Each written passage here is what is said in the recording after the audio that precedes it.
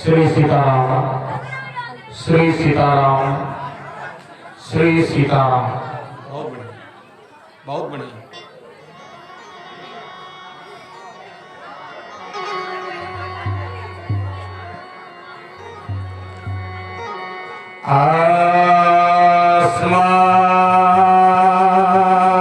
गुरुभ्यो नमः। अस्मद् परं गुरुभ्यो नमः।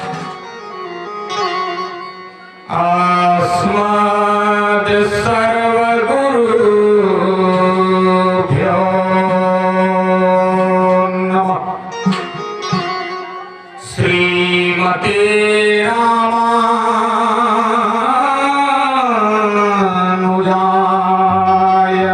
नमः। श्रीमातृपितृ चरणकमलेभ्यो नमः। 2 मिनट आप सभी लोग शांतचित्त हो जाए। बन सके तो अपना अपना हाथ अवश्य ही जोड़ लें और 2 मिनट तक मेरे साथ भगवान की प्रार्थना में सम्मिलित हो जाएं। तत्पश्चात भगवत चर्चा, उसके साथ ही साथ ये भी प्रार्थना है, जो लोग ऊपर बैठे हैं पंडाल में पर्याप्त जगह है,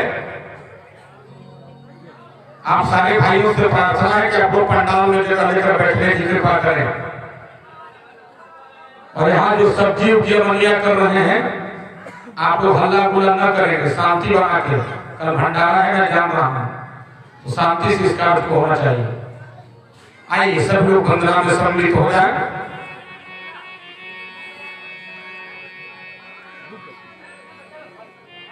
ध्येयं सदा परिभवघनमभीष्टदोहम्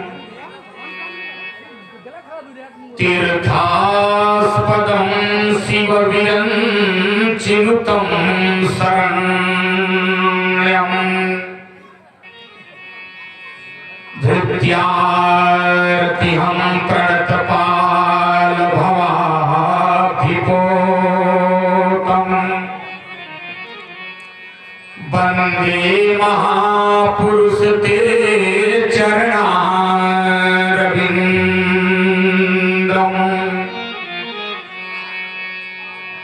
गंगा तरंगरमणीय जटाकलापम्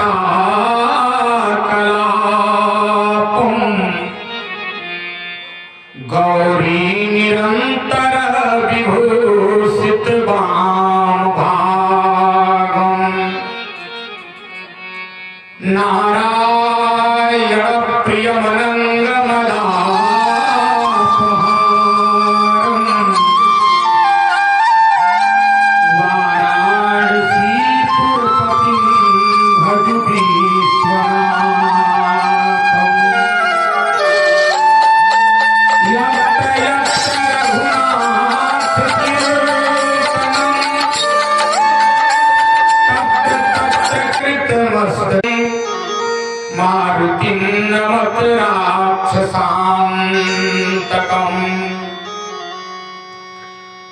कासाय शोभितमनीयवरं त्रिदण्डम् वीणा को झनकारते श्रीमानस भवन पधार। जयति जयति राधारमण जय जय नवल किशोर जय गोपी चित चोर प्रभु जय जय माखन चोर। जड़ चेतन जग जीव जत सकल राममय जानी, बंदों सबके पद कमल सदा जो जुग पानी। श्री तुलसीदास जी के पद कमल बारंबार मनाए, गुण गाऊं सिया राम के हनुमत हो सहाय। तन बल धन बल बाहुबल जब एक हूँ चले न काम। सभी माताएं बहने हाथ जोड़ ले, भैया लोग दोनों हाथ ऊपर उठा ऊंचे स्वर से जय घोष करें। एक बार मुख से कहो जय श्री सीताराम, जय श्री राधे श्याम। सर्वप्रथम निज आराध्य देव हृदयेश्वर प्राणेश्वर राजेश्वर अखिलेश्वर भुवनेश्वर अखिल ब्रह्मांड नायक जगत नियंता जगदाधार कौशल्या आनंद वर्धन जानकी प्राण वल्लभ श्री दशरथ अजीर बिहारी भगवान श्री राम के स्तुत्य चरण, श्री राम कथा के अनन्य रसिया, पराक्रम के प्रयागराज बल बुद्धि के अगाध सिंधु, अनंत बलवंत स्वंत संत वेदांत विक्रम, उद्धि कर्म प्रभंजन सुख मंगल मूर्ति संकट मोचन आंजनेय श्री हनुमान जी महाराज के स्तुत्य चरण। अभी जिनके द्वारा आप बहुत दिव्य भजन का आनंद लिए, हमारे बड़े ही आत्मीय अभिनय हृदय श्री निर्मल अग्निहोत्री जी, ताल्यवाद में संगत कर रहे भाई विजय द्विवेदी जी, इसराइल जी, संदीप जी, भगवान की पावन कथा सुनने के लिए उपस्थित समस्त धर्मानुरागी महानुभाव, स्नेहमयी वात्सल्यमयी करुणामयी मंजूमयी माताएं बहनें, अपने बाल मनोहार से पंडाल की शोभा बढ़ा रहे देश को होनहार कर्णधार नन्हे बच्चे एवं बच्चियां,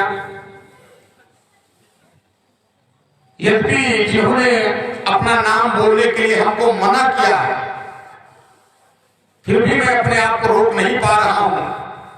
इस दिव्य आयोजन को देखने के बाद उनका नाम लेना लाजिमी है।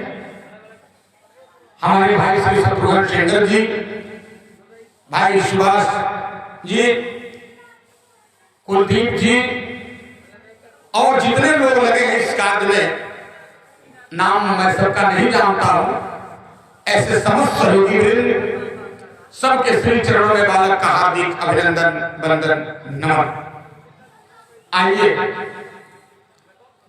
आज प्रवचन का विश्राम दिवस है, हम कुछ कहें आप कुछ सुने, उसके पूर्व मानस मंच की मंजूर परंपरा का निर्वहन करते हुए मन एवं वाणी की पवित्रता के लिए एक दो बार बड़े भाव प्रेम से आप सभी लोग भगवान के मंगल में नाम का कीर्तन करें, ताली बजाते हुए।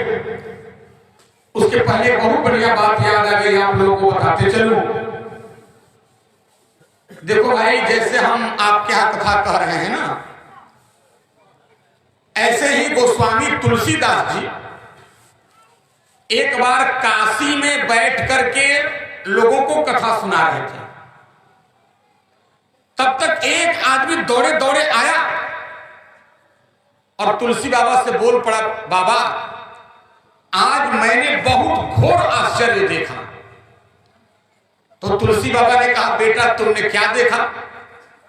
उसने कहा, बाबा आज मैं नदी में स्नान करने गया था।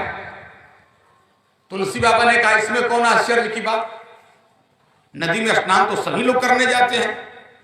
उसने कहा बाबा बात बढ़िया से तो सुन लो, जब मैं नदी से स्नान करके गंगा जी से बाहर निकल रहा था तो अचानक मेरी दृष्टि गंगा जी में पीछे पड़ी, तो मैंने देखा गंगा जी में से एक कछुआ निकल रहा था।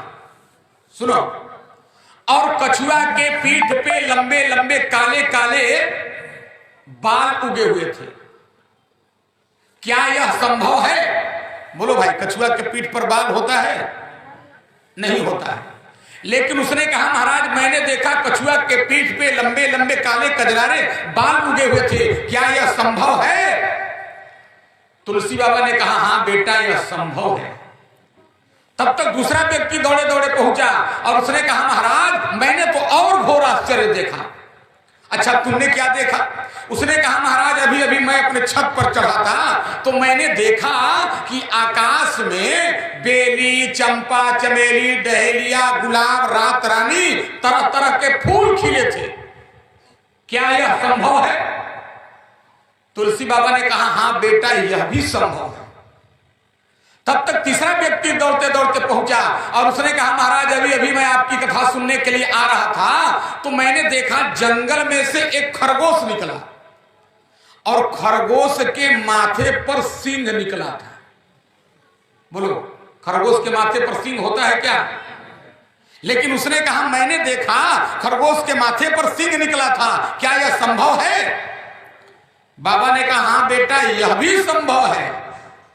तब तक अगला व्यक्ति पहुंचा और उसने कहा बाबा जो मैं आश्चर्य देखा वो संभव नहीं हो सकता है। अच्छा तो तूने क्या देखा? उसने कहा आज हमारे गांव में एक मोहल्ले में दो पार्टियों में झगड़ा हुआ और एक बंध्या स्त्री का पुत्र बांझ स्त्री का बेटा अपने जेब से चाकू निकाला और सामने वाले के पेट में घोंप दिया, सामने वाला मर गया। क्या यह संभव है? बोलो भाई, बांझ को लड़का होता है? अरे उनको शांत करो यार। क्या बांझ को लड़का? अच्छा तिवारी जी है क्या वो? क्या बांझ को लड़का होता है क्या? नहीं, लेकिन उसने कहा मैंने देखा बांझ का लड़का चाकू मारा और वो मर गया। क्या यह संभव है? तुलसी बाबा ने कहा हाँ बेटा यह भी संभव है। तब तक अगला व्यक्ति पहुंचा और कहा महाराज अभी मैं आपकी कथा में आ रहा था तो मैंने देखा एक बुढ़िया अम्मा,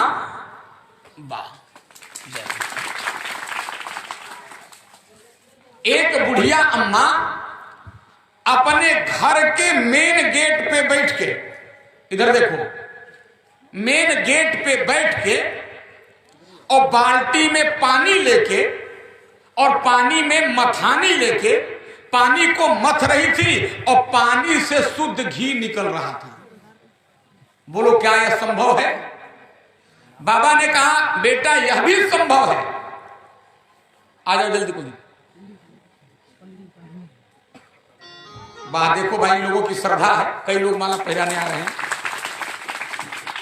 वाह खूब प्रसन्न रही। तब तक अगला व्यक्ति पहुंचा और उसने कहा महाराज मेरे गांव में एक आदमी मशीन लगाया है। सुनो, किस चीज की मशीन? तेल पेरने वाली मशीन। तो वह अपने मशीन में सरसों का दाना नहीं डाल रहा था, राई नहीं डाल रहा था, बल्कि बालू डाल रहा था और बालू को पेरने से शुद्ध रामदेव बाबा वाला सरसों तेल निकल रहा था। क्या यह संभव है? तुलसी बाबा ने कहा हाँ बेटा यह भी संभव है। तब उन लोगों ने कहा लगता है बाबा आज भांग पी लिए हैं, हर बात में कह रहे हैं संभव है, संभव है, संभव है। आखिर दुनिया में असंभव क्या है? तुलसी बाबा ने कहा दुनिया वालों कान खोल करके सुनो, कछुआ के पीठ पर बाल सकता है, संभव है। आकाश में फूल खिल सकता है, संभव है। खरहा के खरगोश के माथे पर सिंह उग सकता है, संभव है। याद रखो, बंध्या स्त्री का पुत्र किसी का मर्डर कर सकता है, संभव है। पानी से घी निकल सकता है, बालू से तेल निकल सकता है, संभव है। लेकिन बिना भगवान का भजन किए कोई भवसागर से पार हो जाए, एकमात्र दुनिया में ही संभव है, एकमात्र दुनिया में ही संभव है। देखो, दुनिया में कुछ भी कर लो, लाख धन कमा लो, संपत्ति कर लो, बेटा बेटी पैदा कर लो, लेकिन याद रखो, बिना भगवान का नाम लिए कोई भवसागर से पार जा सकता। मैं अपने मन से नहीं बोल रहा हूं, तुलसी बाबा ने लिखा, बारी मथे घृत हो बरु सिकता ते बरु तेल, बिनु हरि भजन न भवतरी है, यह सिद्धांत बिना भगवान का भजन किए कोई भवसागर से पार नहीं हो सकता, सुख शांति नहीं प्राप्त कर सकता। इसलिए आओ, भगवान के दिव्य मंगलमय नाम का सभी लोग पहले कीर्तन कर लें, तब कथा में आपको ले चले। सब लोग ताली बजा के बोलिएगा, हाँ वहीं से सब लोग बोलिए मस्ती में।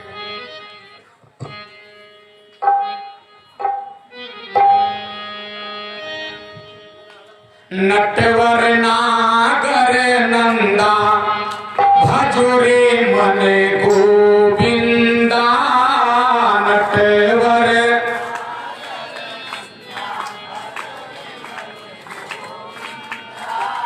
प्रेम से बोले, मनोरंजन समझ के नहीं, हम ये आत्मा से हम भगवान का नाम ले रहे सोचकर।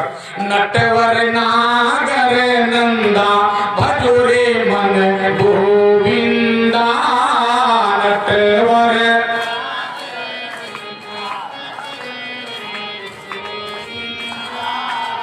गोविंदा भजु गोविंदा, गोविंदा जय हो। अब प्रेम से ताली बजाते हुए, नटवर नागर नंदा भजोरे मन गोविंदा,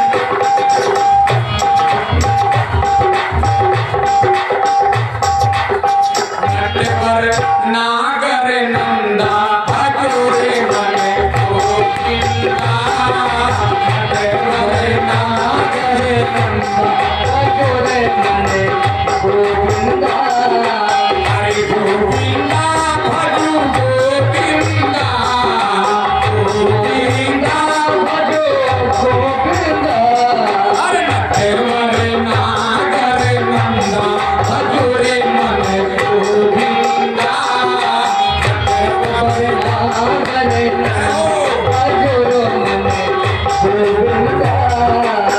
सब देवों में कृष्णा बड़े हैं, सब देवों में कृष्ण बड़े हैं, सब देवों में कृष्णा बड़े हैं, सब देवों में कृष्ण बड़े हैं। ऐसे अरे जैसे तारों पीछे चंदा भजोरे मन गोविंदा, ऐसे तारों पीछे चंदा भजोरे मन गोविंदा, नटवर नागर नंदा भजोरे मन गोविंदा, नटवर नागर नंदा भजोरे मन गोविंदा। सब सखियों में राधा बड़ी है, सब सखियों में राधा बड़ी है, सब सखियों में राधा बड़ी है, सब सखियों में राधा बड़ी है। ऐसे अरे जैसे नदियों पीछे गंगा भजोरे मन गोविंदा, ऐसे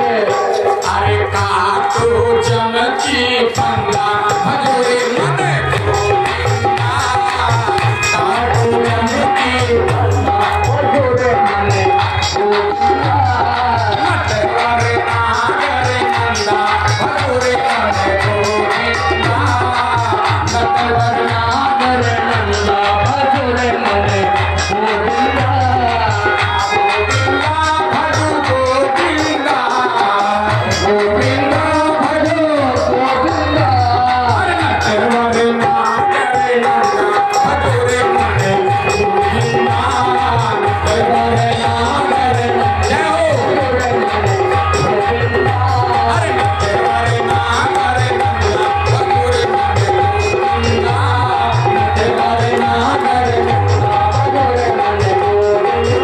अरे भजोरे नंदा भजोरे मन गोविंदा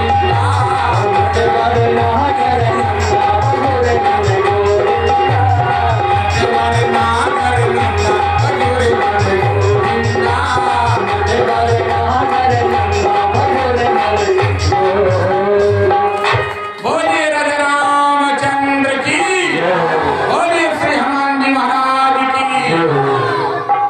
नीचे नीचे चलिए प्रभु नीचे कीजिएगा। चलिए गांव देहात की कथाओं में यही सब दिक्कत है कि लोग समझ नहीं पाते हैं कहाँ आना है कहाँ नहीं आना है। बोलिए हनुमान जी महाराज की, बोलो वृंदावन बिहारी लाल की। धर्मानुरागी सज्जनों माताएं और बहनों, अब आप लोग शांति का योगदान देंगे। देखो भाई नियम है, कथा 3 दिन हो चाहे 5 दिन हो चाहे 7 दिन हो चाहे 9 दिन हो चाहे 11 दिन हो चाहे कितने दिन का भी हो। साउंड बाबू तुम बढ़ा दिए, शुरू में ठीक था तुम्हारा है? कथा कितने दिन का भी हो, नियम है विश्राम दिवस के दिन यानी अंतिम दिन राम जी को राजा बना दिया और जब तक राम राज्याभिषेक की कथा नहीं होती है तब तक उस यज्ञ का उस सम्मेलन का पूर्णता नहीं माना जाता है। आइए सभी लोग शांति का योगदान देंगे। राम जी कैसे राजा बने इसकी कथा सुने, ध्यान दीजिएगा। युद्ध के मैदान में राम जी और रावण दोनों लड़ रहे हैं, दोनों लड़ रहे हैं। राम जी बार बार रावण को बाण मार रहे हैं, लेकिन ध्यान देना रावण मर नहीं रहा है। और एक बात आप लोगों को बता दूं, रावण जल्दी मरता नहीं है। चाहे चित्र का रावण हो और चाहे व्यक्ति के अंदर के चरित्र का रावण हो, ये दोनों रावण जल्दी मरते नहीं है। और चित्र चरित्र की बात छोड़ दो, आजकल तो रामलीला वाले रावण भी जल्दी नहीं मरते हैं। कहो एक जगह रामलीला हो रही थी तो डायरेक्टर ने रावण को समझाया, हे भैया जब राम जी तुमको 31वां नंबर बाण मारेंगे तो मर जाना। रावण जो बना था कहां मर जाएंगे। इधर देखो रामलीला शुरू हो गई, राम जी बाण मारना शुरू किए। 31 तीर की बात छोड़ो, 35 तीर मारे रावण मरबे नहीं कर रहा था। तो डायरेक्टर आके पर्दे के पीछे से रावण के कान में बोला, अरे भाई बाण नहीं गिन रहे हो, राम जी 35वां बाण मारे, मर जा। तो जो रावण बना था उसने कहा नहीं मरेंगे। कहा क्यों नहीं मरोगे? तो कहा पिछले साल का 500 रुपया बकाया है, हर साल उधार में मर जाए, पहले 500 रुपया पेमेंट करो तब मरेंगे। तो उसमें जो राम बने थे वो रावण की और डायरेक्टर की बात सुन लिए। तो राम जी ने कहा लक्ष्मण, लक्ष्मण ने कहा हाँ भैया ब्रह्मास्त्र लाऊं। कहा चुप, ब्रह्मास्त्र नहीं रुपयास्त्र लाओ। कहा कितना? राम जी ने संकेत किया, इशारा किया 500। तो लक्ष्मण भी बोले चला। लक्ष्मण जी माताओं सज्जनों 100 रुपया का 5 नोट बीड़ी की तरह गोल गोल बना के और राम जी को थमाए। और राम जी अपने धनुष की पार्थ्यांचा पे डोरी पे नोट वाला बाण लगाए और जब खींच के मारे तो जो रावण बना था वो बहुत चालाक था, उसने देखा माल आ रहा है तो पहले से नाभि पे हाथ पकड़ के खड़ा था। जैसे बांध गया रुपया वाला तो पहले गिना 1 2 3 4 5, तब कहा। जब 500 रुपया पा गया तब मरा। तो देखो, ये तो हमने हास्य के लिए कहा, चाहे चित्र का रावण हो, चाहे व्यक्ति के अंदर का चरित्र का रावण हो, ये दोनों रावण जल्दी मरते नहीं है। आज मानस में भी रावण नहीं मर रहा है। जब रावण नहीं मर रहा है तो विभीषण दौड़े दौड़े आया और विभीषण ने कहा, प्रभु आप 100, 200, 500, 1000 बार भी अवतार लोगे तो मेरा भाई नहीं मारा जाएगा। राम जी ने पूछा, क्यों विभीषण? तो विभीषण ने कहा, प्रभु मेरे भाई के नाभि में अमृत है और जब तक आप इसके अमृत को नहीं सोखोगे तब तक मेरा भाई रावण मरने वाला। बाबा ने चौपाई लिख दिया, क्या? अरे नाभि कुंड पीयूष से जाके और नाथ जियई रावण बल पाके।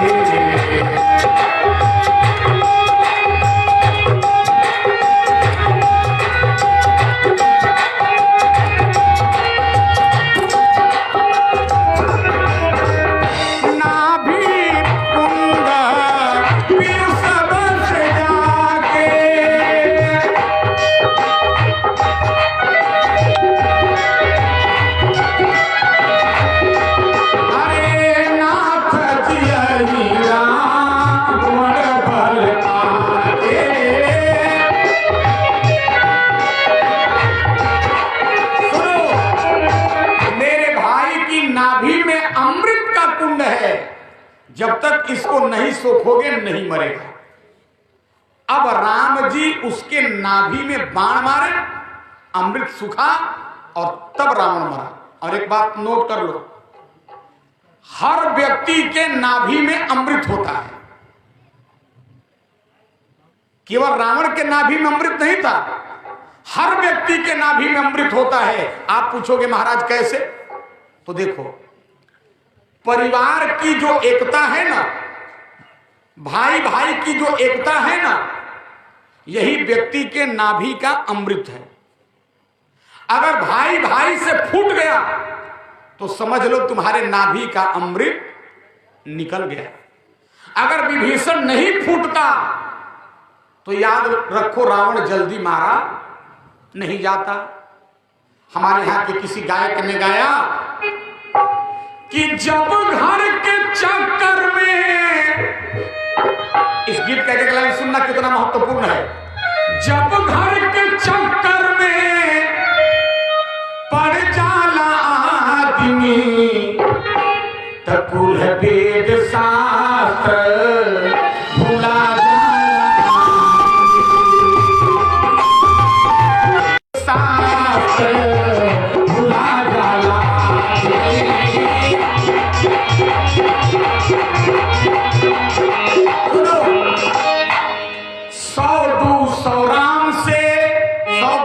रावण नहीं मारा जाता।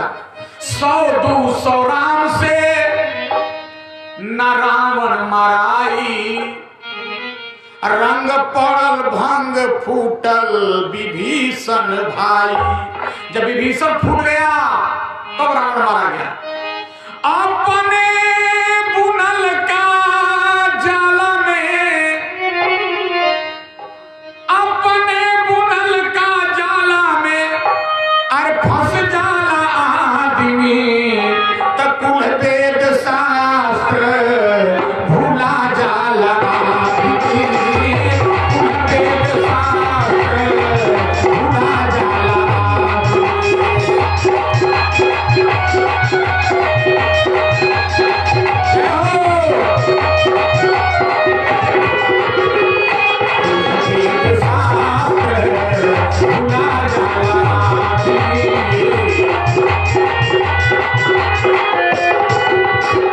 सुनो, जब राम जी बाण मारे रावण धरती पे गिरा, और देखो रामायण मानस में तो वर्णन है कि रावण के मुंह से राम शब्द निकला, उसके शरीर का प्राण निकल के आके राम जी में समाहित हो गया। लेकिन जब आप संस्कृत रामायणों को पढ़ोगे तो उसमें वर्णन है कि रावण डायरेक्ट नहीं मारा। इधर देखो माता बहन, रावण गिरा है धरती पे और धू धू करके रावण की श्वासें चल रही है। राम जी लक्ष्मण को बुलाए, लक्ष्मण इधर आओ। हाँ भैया, देखो भले हमने इस ब्राह्मण पर विजय प्राप्त कर लिया, भले हमने रावण को मार दिया, लेकिन एक बात नोट कर लो, दुनिया में रावण से बड़ा आज तक कोई विद्वान हुआ? 10 साल से कथा सुन रहे हो ना, सुन लो रावण कितना बड़ा विद्वान था, अभी तक आप लोग नहीं सुने होंगे। जब राम जी को लंका में युद्ध करने जाना हुआ ना, तो राम जी समुद्र के इस किनारे बंदर भालुओं को लेकर खड़े हैं। राम जी एक चिट्ठी लिखे, पत्र, और उस पत्र को अपने एक दूत से लंका में रावण के पास भेजवाए। उस पत्र में जानते हो क्या लिखा था? उस पत्र में राम जी ने लिखा था, रावण महोदय, सादर बंदन, मैं युद्ध करने के लिए आपकी भूमि लंका में आ रहा हूं। कृपा करके बताया जाए कि मैं किस मुहूर्त में युद्ध करूंगा तो विजयी हो जाऊंगा। रावण पत्र पढ़ा और पतरा निकाला। पतरा समझ रहे हो ना, पंडित लोग जो देखते हैं, पतरा निकाला और पतरा निकाल के अपना काल गणना किया और लिखा, हे राम, अगर आप मुझसे इस तिथि में इस मुहूर्त में युद्ध करोगे तो विजयी हो जाओगे। जैसे चिट्ठी मोड़ करके माताओं बहनों राम के दूत को दे रहा था, रावण का नाना माल्यवंत आ गया और माल्यवंत ने रावण का हाथ पकड़ लिया और हाथ पकड़ के कहा, रावण मूर्ख हो क्या? अपने हाथ से अपने मौत को दावत दे रहे हो? अरे तुम बता रहे हो कि फलाने मुहूर्त में तुम विजयी हो जाओगे, इसका मतलब तुम मारे जाओगे, तभी तो राम जीतेगा। इतना सुनना हुआ रावण अपने नाना माल्यवंत का हाथ झटक दिया और हाथ झटक के कहा, नाना जी खबरदार, इस समय आप हमारी नजरों से दूर हो जाइए। इस समय में रावण की दृष्टि में उनका शत्रु, इस समय राम की दृष्टि में मैं उनका शत्रु रावण नहीं हूं, इस समय राम की दृष्टि में मैं धरती का सबसे बड़ा ब्राह्मण हूं, ज्योतिषी हूं, पंडित हूं, देवज्ञ हूं। मेरे बताए मुहूर्त में राम अगर युद्ध हार जाएंगे तो दुनिया के लोग ज्योतिष शास्त्र पर विश्वास करना छोड़ देंगे, ज्योतिष शास्त्र पर विश्वास करना छोड़ देंगे। इतना बड़ा ज्ञानी था, अपनी मौत की तारीख जानता था। बोलो भाई। तो राम जी ने कहा, भैया लक्ष्मण जाओ और जो रावण की चंद सांसें बची हैं, जाकर नीति का कुछ ज्ञान ले लो। सुनो, लक्ष्मण जी गए, रावण के आगे हाथ जोड़ के प्रणाम करके बोले, हे विप्र देवता, मेरे बड़े भैया राम जी मुझको आपके पास भेजे हैं। आपकी चंद जो सांसें बची हैं उसमें आप मुझे नीति का कुछ ज्ञान दे दें। यद्यपि जान लो, दुनिया में राम जी से बड़ा कोई नीतिज्ञ नहीं है। नीति प्रीति परमारथ स्वार्थ को न राम सम जान जथारथ। लेकिन सुनो, राम जी दुश्मन को भी कितना महत्व देते हैं। जाओ लक्ष्मण। लक्ष्मण जी गए और कहे, नीति का कुछ ज्ञान दीजिए। तो रावण घुरघुराते कंठों से बोला, हे लक्ष्मण, तेरा भाई राम बहुत बड़ा कपटी है। क्यों भाई? जैसे कहा तेरा भाई राम बहुत बड़ा कपटी है। राम जी की निंदा सुने लक्ष्मण जी क्रोध में उल्टे पांव लौट आए। राम जी ने पूछा, नीति का कुछ ज्ञान लिए? इतना सुनना हुआ, लक्ष्मण जी ने बिगड़ के कहा, भैया वाह, ये देखिए माला और माल दोनों। क्या नाम है आपका? हो अमित जी के तरफ से ये माल्यार्पण किया गया है। भगवान इनकी हर मनोकामना पूर्ण करे। बोलो हनुमान जी महाराज की। ध्यान देना, बहुत कीमती बात। लक्ष्मण जी ने कहा, हे भैया, आप मेरे स्वभाव को जानते हो, फिर भी आप मुझे ऐरू गैरू खैरू नत्थु लोगों के पास भेज देते हो। भैया, रावण को मरते समय भी बोलने का ज्ञान नहीं है। अच्छा, तो रावण महाराज ने क्या ऐसा कह दिया कि तुम नाराज हो गए? लक्ष्मण जी ने कहा, भैया है हो कौन कर रहा है? जन्म नहीं लिया है, अवतार लिया है। बोल शंकर भगवान की ध्यान से सुनना बात को, आप लोग शांति बनाए रखें, बीच में ये सब अंतिम दिन है ना तो कार्यक्रम चलते रहते हैं। मोस्ट इंपॉर्टेंट बात सुनना।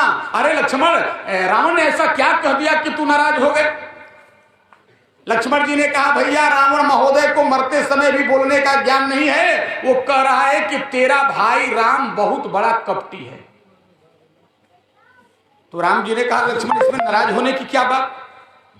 आपको पूछना चाहिए था कि हे रावण महाराज, मेरे भैया ने कौन सी कपट आपके साथ किया है? ध्यान से सुनिए।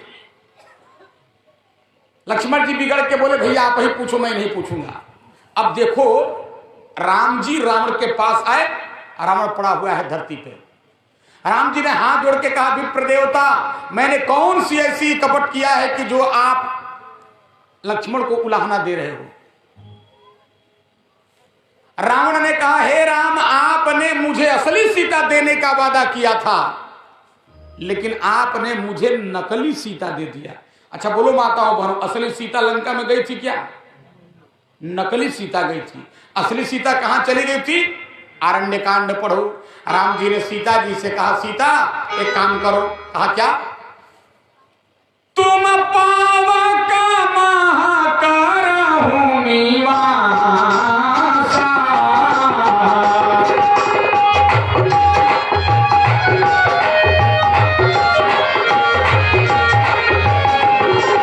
अरे जबल गिकारे भूमि साक्षर नासा।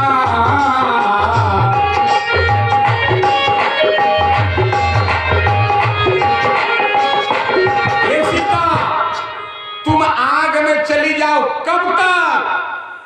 कहा जब तक धरती के सारे राक्षसों को मिटा न दूं तब तक। अच्छा एक बात आप लोग बताओ, राम जी ने सीता जी से ये क्यों नहीं कहा कि तुम पानी में चली जाओ?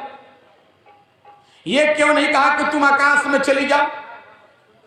ये क्यों कहा कि तुम आग में चली जाओ?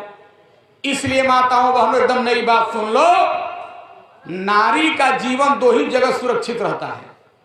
आप बेटियां बैठी हो ना बहने, आप लोगों का जीवन दो जगह सुरक्षित रहता है। या तो आप अपने नैहर में सुरक्षित हो, या तो आप अपने ससुराल में सुरक्षित हो। नारी का जीवन में हदीहा कछु नैहर सासुर में बटी जाला। अच्छा ईमानदारी से बोलो, राम जी का जन्म कहां से हुआ है? यज्ञ हुआ अयोध्या जी में, और यज्ञ के हवन से खीर निकला, आग से अग्नि भगवान निकले, और उसी खीर से राम जी का जन्म हुआ। यानी अग्नि देवता के द्वारा राम जी का जन्म हुआ, खीर दिए। तो ईमानदारी से बताना सीता जी का असली ससुराल कहां हो गया? आग में, अग्नि में। इसलिए राम जी ने कहा तुम आग में चली जाओ। असली सीता माताओं बहनों आग में चली गई, और ठीक वैसी ही एक प्रतिछाया सीता राम जी के साथ जंगल में घूमने लगी।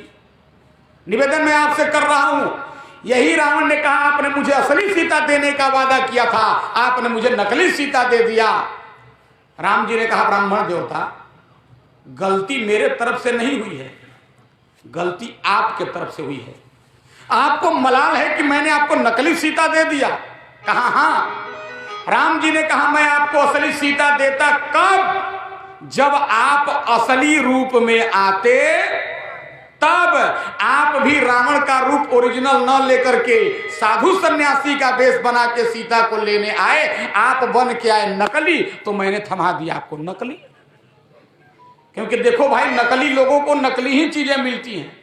एक आदमी का 5 रुपया का फटा हुआ नोट नहीं चल रहा था, तो बहुत दिन से अपने जेबा में रखा था।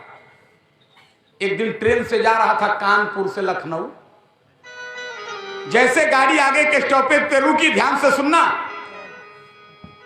अखबार बेचने वाला चिल्ला रहा था न्यूज़पेपर न्यूज़पेपर, अखबार अखबार। ये नहीं लिया, लेकिन जैसे गाड़ी सीटी देख के सरकने लगी, इसने धीरे से अखबार वाले से कहा, भैया इधर आओ इधर आओ। अखबार वाला कहा हाँ बाबूजी, गाड़ी चल रही है, सरक रही है, फूल रही है, बढ़ने लगी, जल्दी एक अखबार दो। अखबार वाला एक अखबार खिड़की के रास्ते से फेंका और इसने अपना फटा हुआ 5 रुपया दे दिया। तो जब 5 रुपया दे दिया तो बहुत दिन से चल नहीं रहा था, तो खुश होकर कहा वाह चल गया चल गया चल गया। लोगों ने कहा क्या चल गया? कहा बहुत दिन से पुराना फटा हुआ नोट नहीं चल रहा था, चल गया।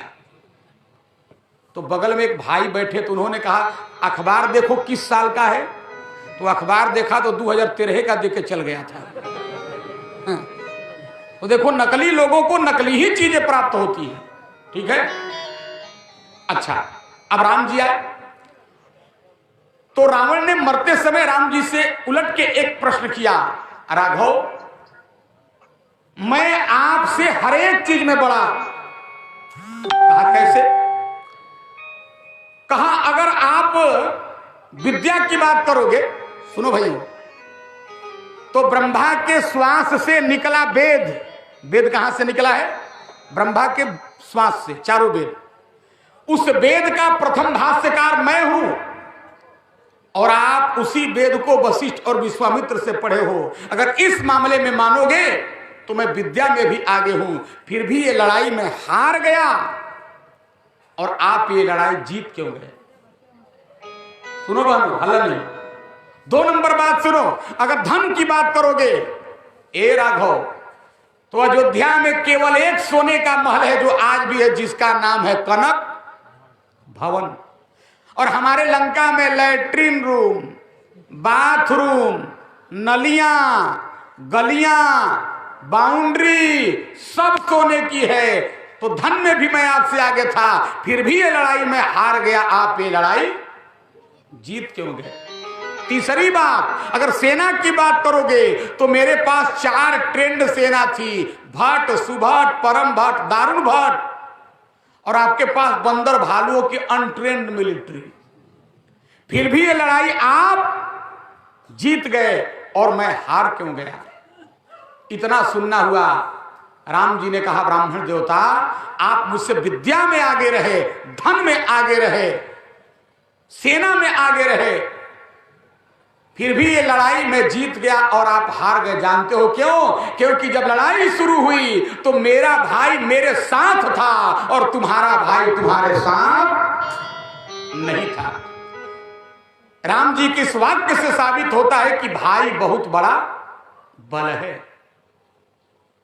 लक्ष्मण को शक्तिमान लगी, मैंने कथा सुनाया था ना, तो राम जी रो के कह रहे हैं जय हूं कवन अवध मुहलाई, नारु हेतु प्रिय भाई गवाई। भाई बहुत बड़ा बल होता है। अच्छा, अब रावण जो है पड़ा हुआ है, हनुमत नाटक इत्यादि ग्रंथों को पढ़ना। मंदोदरी को बात पता चल गई, माताओं बहनों, मंदोदरी अपने हाथों की चूड़ियों को तोड़ते हुए, मांग की सिंदूर को पोंछते हुए, अपने हरी साड़ी को उतार कर फेंकते हुए पहुंच गई जहां रावण पड़ा हुआ है, और जाकर के बोल पड़ी आप मेरे पति रावण नहीं हो सकते हो। ये वाले कहा इतना हल्ला कर रही हो? सुनो बेटी, आप मेरे पति रावण नहीं हो सकते हो। कहा क्यों? रावण ने पूछा धीरे से, क्यों? मंदोदरी ने कहा मेरा पति इतना बेबस और लाचार नहीं था। मेरा पति रावण जिस समय चलता था पृथ्वी कांपती थी। अरे मेरा पति रावण जिस समय बोलता था देवियों का गर्भपात हो जाता था। अरे मेरा पति रावण जब लंका से निकलता था तो शनिचर के पीठ पर पांव देकर निकलता था। सारे देवताओं को अपने दीवार में चिनवा के रखा था। सारे देवता रावण के आगे हाथ जोड़कर खड़े रहते थे। देवता लोग रावण को देखकर गुफाओं में छुप जाते थे। इतना प्रतापशाली मेरा पति रावण था। लेकिन जानते हो तुम्हारी ये दशा क्यों हुई? रावण ने पूछा क्यों? तो मंदोदरी ने कहा हाय रे हाय, जिसको 1 लाख बेटा 1.25 लाख नाती। रावण को कितने बेटे थे? 1 लाख बेटा 1.25 लाख नाती।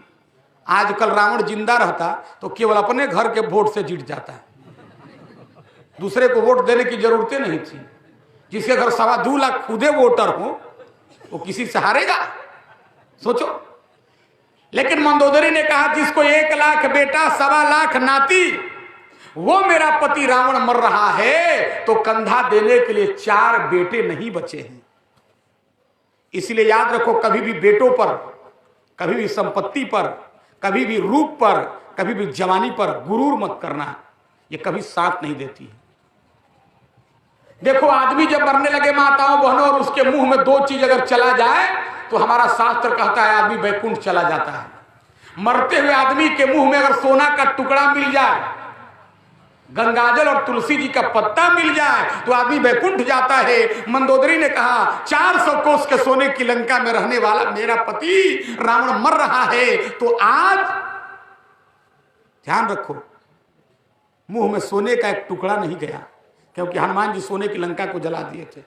और तुलसी का पौधा भी भीषण लगाया था तो तुलसी के पौधा को उखाड़ के रावण फेंकवा चुका था। जानते हो तुम्हारी ये दशा क्यों हुई? कहा क्यों? तो मंदोदरी ने विलाप करते हुए कहा, अरे राम विमुख हाल तुम्हारा,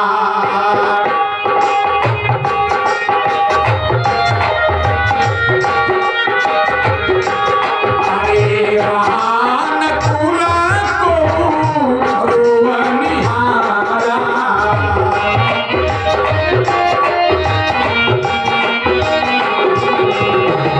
राम विमुख हाल तुम्हारा,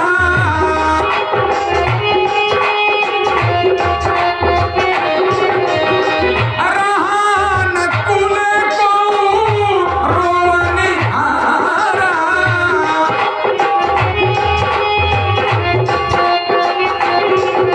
ध्यान देना, मंदोदरी विलाप कर रही है, हाथों की चूड़ियों को तोड़ रही है, मां का सिंदूर पोंछ रही है।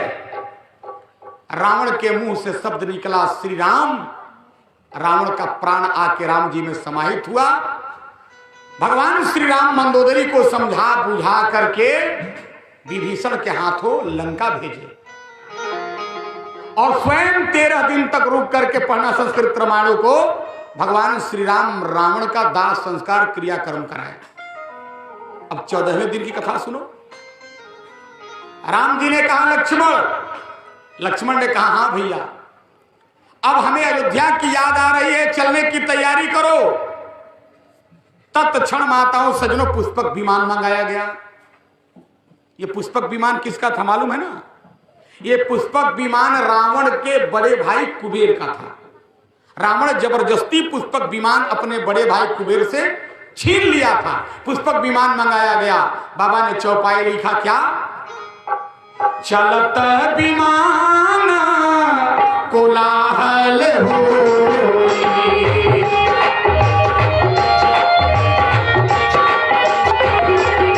अरे जय रघुवीरा कहु सब कोई।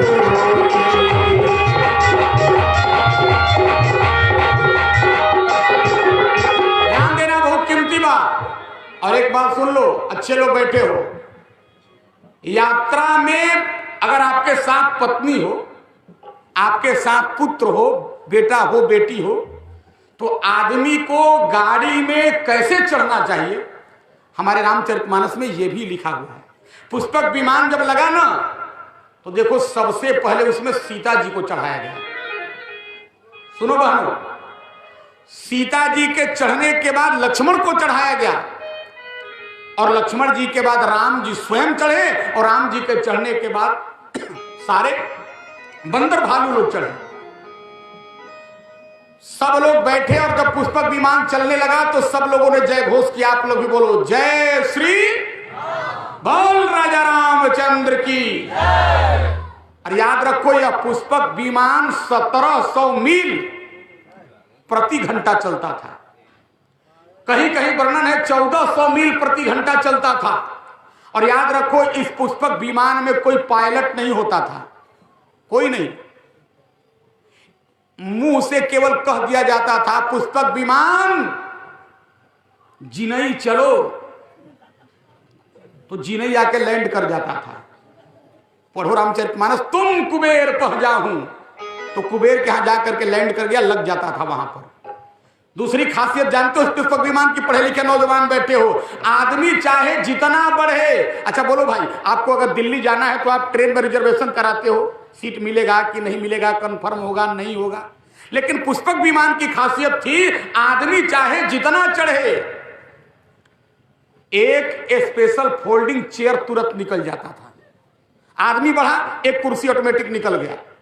इस पुष्पक विमान की यह सब खासियत थी।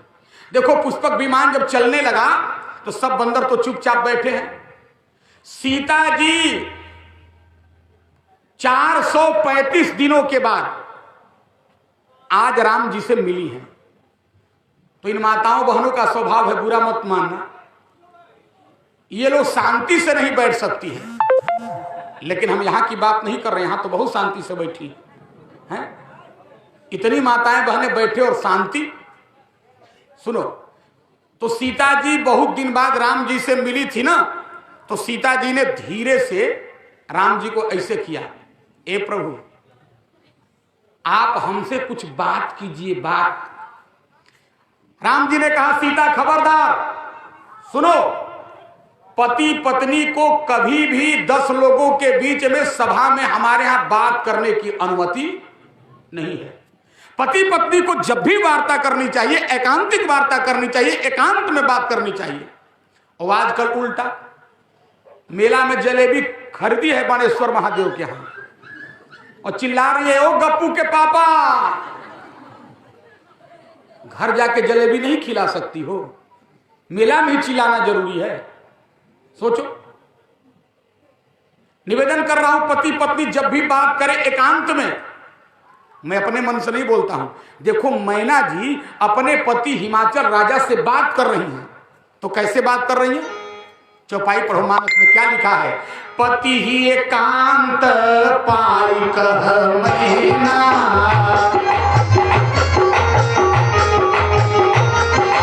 अरे नाथ न मैं समझे मुनि बहना,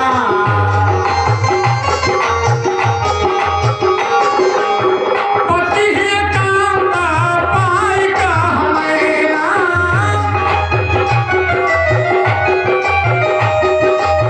नाथ न मैं समझे मुनि बहना। ध्यान देना, मैना जी अपने पति हिमाचल राजा से कब बात कर रहे हैं? चौपाई सुने आप लोग, पति ही एकांत, एकांत में पति पत्नी बात कर रहे हैं। अच्छा छोड़ो मैना सुनैना की बात, ये लोग तो बहुत संस्कारी हैं। मंदोदरी राक्षसीन थी, ध्यान से सुनना बहनों, तुम्हारे काम की चीज बता रहा हूं। मंदोदरी जब भी रावण से बात करती थी, मालूम है कैसे? काश आज की एडवांस सोसाइटी की माताओं बहनों को ऐसे बात करने आ जाता। मंदोदरी अपने पति रावण से कैसे बात करती थी? सुंदरकांड पढ़ो, लिखा है, रहसी जोर करा, रहसी माने एकांत में, जोर माने जोड़ के, कर माने हाथ, रहसी जोर करा पति पग लागी, रावण का चरण पकड़ के, और कैसे बोली, क्या बज रहा है?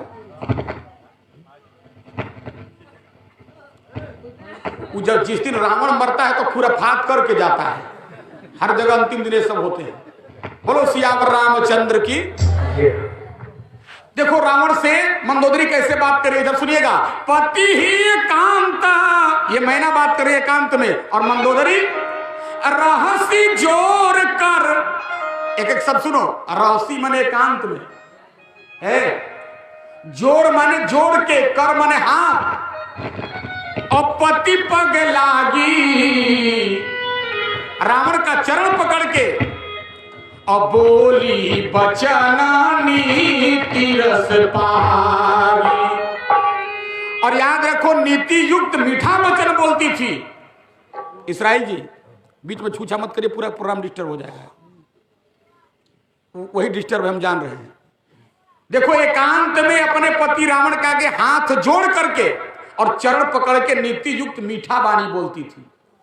आज की पत्नी भी मीठा बोलती है? हो, कभी मीठी नहीं बोलती है आज की पत्नियां। दुनिया की बात छोड़ दो, एक दिन हम अपने पत्नी से, लॉकडाउन लगा था ना, तो घर में बहुत दिन से बैठे थे, तो एक दिन हमको चाय पीने की तलब हुई, तो हमने अपने पत्नी को देखा किधर है, तो देखे कि किचन में खड़ी है।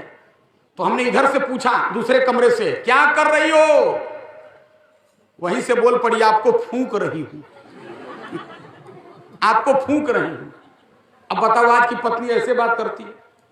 लेकिन देखो मंदोदरी राक्षसीन होके एकांत में हाथ जोड़ के रावण का पांव पकड़ के और नीति युक्त मीठा वचन बोलती थी। इससे साबित होता है कि पति पत्नी को सभा में नहीं बल्कि एकांत में वार्ता करनी चाहिए। राम जी ने कहा सीता, अरे इस पुष्पक विमान में हमारे मित्र सुग्रीव बैठे हैं, विभीषण बैठे हैं, तमाम लोग बैठे हैं, कैसे तुमसे बात करूं।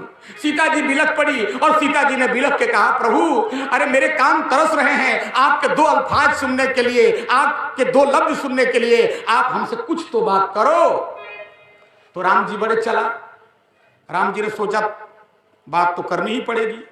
तो राम जी ने कहा सीता इधर आओ, खिड़की की तरफ मुंह करो, खिड़की की तरफ। और माताओं बहनों को खिड़की की तरफ बैठने का बहुत शौक होता है। कितना भी बस में भीड़ हो, ए बाबा जरा हमको बैठने दीजिएगा। हमने पूछा क्यों माता जी, हमको उल्टी आती है। पहला बहाना मार देंगे, भले आए या ना आए। अरे एक बार तो हम बैठे थे, हमने कहा नहीं आप उधरे बैठिए, तो ऐसे करिए ओ। तो हमने कहा पूरा कपड़ा खराब कर देगी यार, बैठ जाओ बैठ जाओ बैठ जाओ माता जी। राम जी ने कहा सीता खिड़की की तरफ मुंह करो और सामने देखो। तो देखो सीता जी पुष्पक विमान की खिड़की से जब सामने का दृश्य देखी,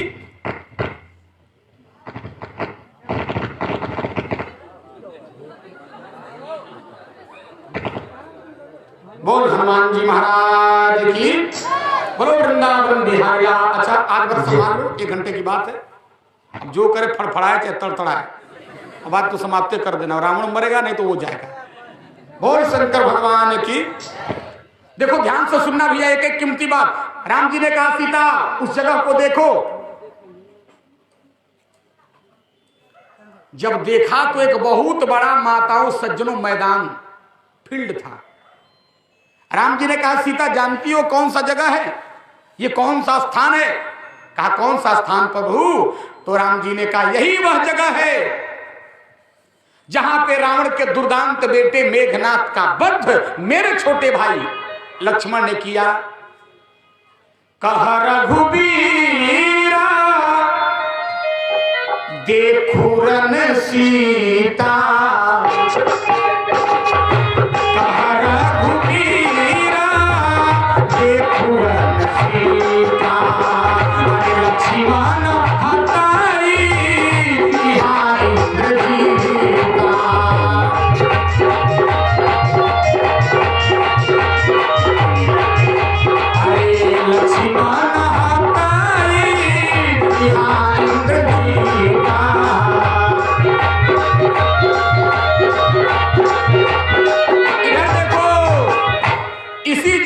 मेघनाथ का वध मेरे छोटे भाई लक्ष्मण ने किया था।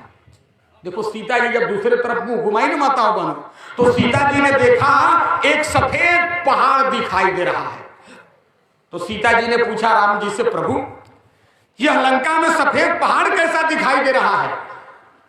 राम जी ने कहा यह सफेद पहाड़ नहीं है सीते, बल्कि हमारे सेना के 2 बहादुर सेनापति अंगद और हनुमान ने अपने अपने मुक्के से मार के राक्षसों के हड्डियों का ये पहाड़ सफेद खड़ा कर दिया है। ये उन लोगों की हड्डियां दिखाई दे रही हैं। हनुमान अंगद के मारे रणमहि पर ही निशाचर भारे। और जहाज आगे गुजरा। सुनो एक और मैदान दिखाई दिया। राम जी ने कहा सीता यह जगह देखो, मालूम है यह कौन स्थान है। सीता जी ने कहा प्रभु बताओगे तब तो। कहा यही वह जगह है कुंभकर्ण रावण 2 भाई, और यहाँ हते सुर मुनि दुखदाई। हे सीते यही वो जगह है जहां पर देवताओं और मुनियों को दुख देने वाले कुंभकर्ण और रावण दोनों भाई मारे गए। अब देखो जहाज चल रहा है, राम जी सबके बारे में बता रहे हैं। जहाज आ गया समुद्र के ऊपर। राम जी ने कहा नीचे देखो सीता नीचे। तो सीता जी ने जब नीचे देखा तो देखा कि समुद्र के ऊपर सेतु है, पुल बंधा है। अच्छा देखो एक जगह हम यही कथा कह रहे थे, तो हमने कहा देखो राम जी बंदर भालुओं से पुल बनवाए। एक आदमी हमसे पूछा पंडित जी राम जी आदमी से क्यों नहीं पुल बनवाए? हमने कहा आदमी से इसलिए पुल नहीं बनवाए कि आदमी का बनाया पुल आजकल उद्घाटन के पहले टूट जाता है। क्यों भाई? बनारस में हादसा हुई ना कुछ दिन पहले, हमारे पटना में भी कुछ दिन पहले, चुनाव के पहले पुले बह गया। और सुनो, आदमी जितना कमीशन खाएगा बंदर भालू उतना कमीशन खा सकते, इसलिए बंदर भालुओं से बनवाया। अच्छा, सीता जी ने पूछा प्रभु आज तक के इतिहास में मैंने नदियों पर पुल बनते हुए सुना था, ये समुद्र के ऊपर पुल किसने बना दिया? राम जी छोटे छोटे दो बंदर नल नील के माथे पर हाथ रखकर इशारा किए, इन दोनों ने बनाया। अच्छा, पुष्पक विमान समुद्र के इस पार आ गया दक्षिण भारत में, तो देखो राम जी सबके बारे में बता रहे हैं। यहां लक्ष्मण ने मारा, यहां हनुमान ने मारा, यहां अंगद ने मारा, यहां कुंभकर्ण मरा, यहां रावण मरा, यहां नल नील ने पुल बनाया। अपने बारे में कुछ भी नहीं बोल रहे हैं। जब अपने बारे में कुछ भी नहीं बोल रहे हैं तो सीता जी ने कहा प्रभु सब लोगों ने कुछ ना कुछ किया, आपो कुछ किए कि टेंट में बैठ के गजरा का हलवा खाए? आपो कुछ किए? राम जी ने कहा हां मैंने भी किया। अच्छा, तो आपने क्या किया प्रभु? राम जी ने कहा सीते नीचे देखो, नीचे। तो सीता जी माताओं सज्जनों जब नीचे देखी तो एक बहुत बड़ा मंदिर बना था। राम जी ने कहा यह मंदिर मैंने बनवाया। सीता जी हंस के बोल पड़ी आप लड़ाई करने आए थे कि पूजाई करने आए थे? आप मंदिर क्यों बनवा दिए? राम जी ने कहा देखो यह मंदिर मैंने इसलिए बनाया, इसका दो कारण है, एक आध्यात्मिक कारण, एक राजनीतिक कारण। कहा बोलो प्रभु। राम जी ने कहा देखो यह मंदिर है दक्षिण भारत में, समुद्र के किनारे, इनको कहते हैं रामेश्वरम भगवान, शंकर जी का मंदिर है ना।